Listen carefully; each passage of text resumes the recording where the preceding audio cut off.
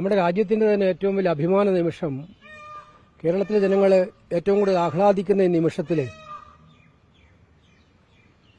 പ്രധാനമന്ത്രിയെപ്പോലുള്ള ഒരാൾ ഇത്ര തരംതാണ പരാമർശങ്ങൾ നടത്തുന്നത് അങ്ങേയറ്റം ഖേദകരമാണ്.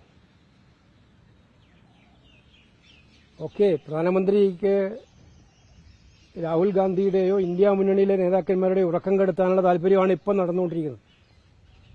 പെഹൽഗാം ആക്രമണത്തിന്റെ പശ്ചാത്തലത്തിൽ രാജ്യം ഒറ്റക്കെട്ടായി പാകിസ്ഥാനെതിരെ ശക്തമായ നടപടി ആവശ്യപ്പെട്ടുകൊണ്ടിരിക്കുമ്പോൾ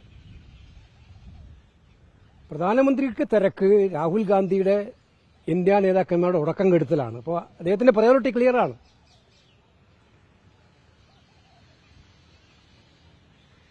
ഞാൻ ധരിച്ചത് അദ്ദേഹം എന്തെങ്കിലും പാകിസ്ഥാനെതിരായിട്ടുള്ള നടപടികൾ പറയുമെന്നായിരുന്നു.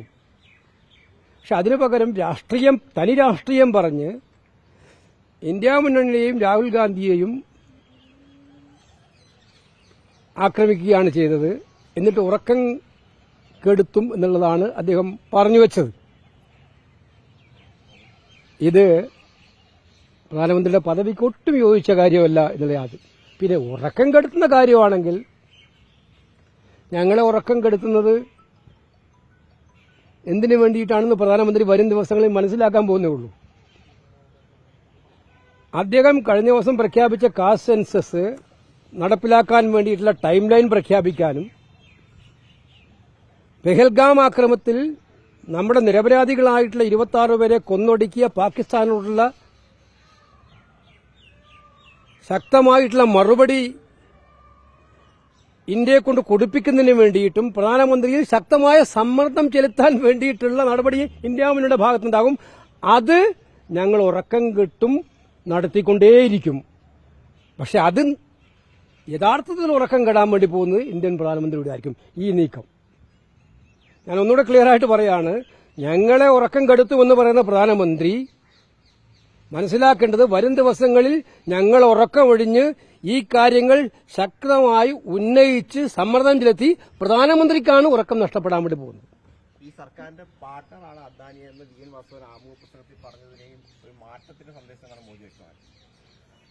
അല്ല, എന്താണ് പിന്നെ ആ രീതിയിൽ നരേന്ദ്രമോദി ഉദ്ദേശിച്ചത് എനിക്കറിയില്ല. വാസവൻ എന്താ ഉദ്ദേശിച്ചത് പാർട്ണർ എന്ന നിലയിലും എനിക്കറിയില്ല.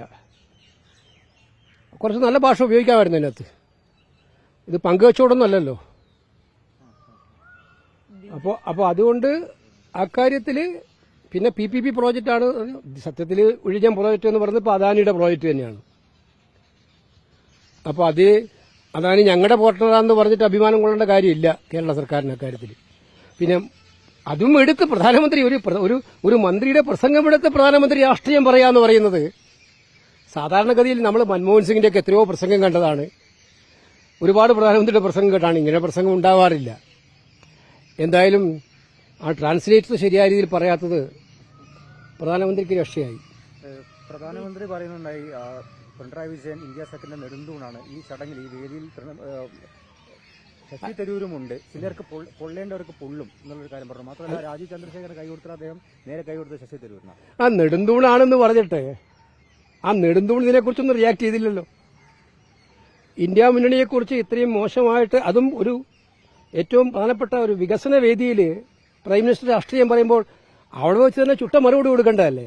മുഖ്യമന്ത്രിയല്ല, മുഖ്യമന്ത്രിക്ക് മൈക്കെടുക്കാമല്ലോ എപ്പോൾ വേണമെങ്കിലും. അങ്ങേയറ്റം ആദരവോടുകൂടി തന്നെ പ്രധാനമന്ത്രിയോട് വിയോജിപ്പ് പ്രകടിപ്പിക്കാമല്ലോ.